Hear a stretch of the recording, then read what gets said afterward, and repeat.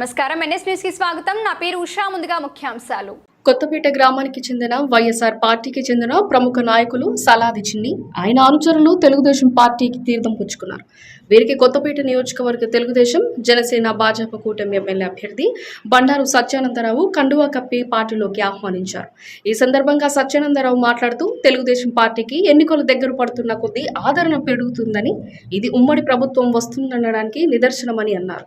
YCP ప్రభుత్వంపై నిరాశ చెంది విసిగిపోయి తెలుగుదేశం పార్టీలో చేరామని సలాది చిన్ని తన అనుచరులు అన్నారు.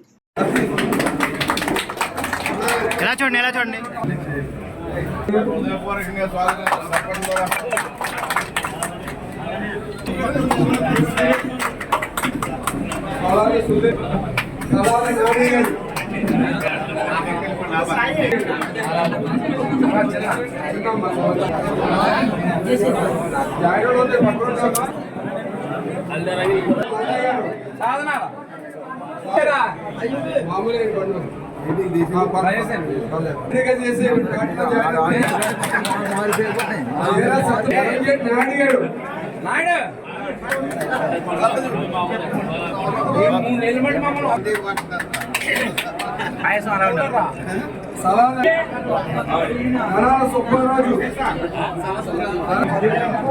నల్లం చంటి గారు,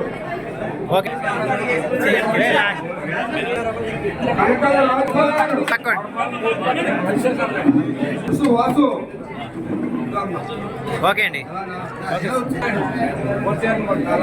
మణికండ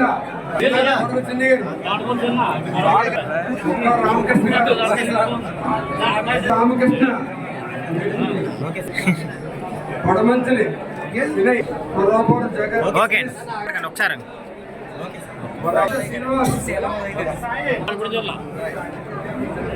ఓకే అండి. ఓకే ఓకే అండి. రోహేష్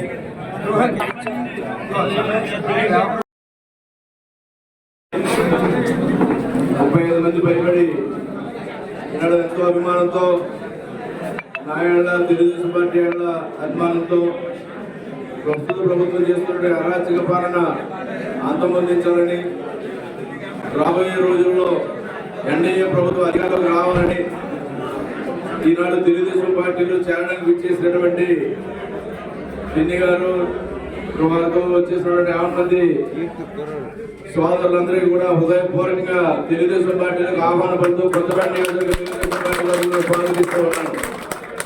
చాలా సంతోషం. మీరు చేరికతో తెలుగుదేశం పార్టీకి ఎంతో బలోపేతమైంది. మరి మే 13 ఎన్నికలు ఉన్నాయి, అసెంబ్లీ పార్లమెంట్ ఎన్నికలు. ఈ సార్వత్రిక ఎన్నికల్లో సైకిల్ గుర్తుగా ఓటు వేసి గెలిపించాలని అందరినీ చైతన్యవంతం పరిచి, మరి నాకు ఒక ఓటు, అదేవిధంగా బాలయ్య గారు కుమారుడు పార్లమెంట్ అభ్యర్థి హరీష్ మాధవ్ గారు ఒక ఓటు, 2 ఓట్లు సైకిల్ గుర్తుకు ఓటు వేసి గెలిపించడానికి అందరూ కూడా కృషి చేయాలని సందర్భంగా కోరుకుంటూ ఉన్నాను. మరి చాలా మంది యువకులు, ఉత్సాహవంతులు, చిన్ని గారు కూడా ఇప్పటి నుంచి తెలుసుకునే వ్యక్తే, కమిట్మెంట్ తో పనిచేస్తూ ఉంటారు. అనుకున్నది దగ్గర శుద్ధిగా ఎక్కడ రాజీ పడకుండా కష్టపడి పనిచేసే వ్యక్తి.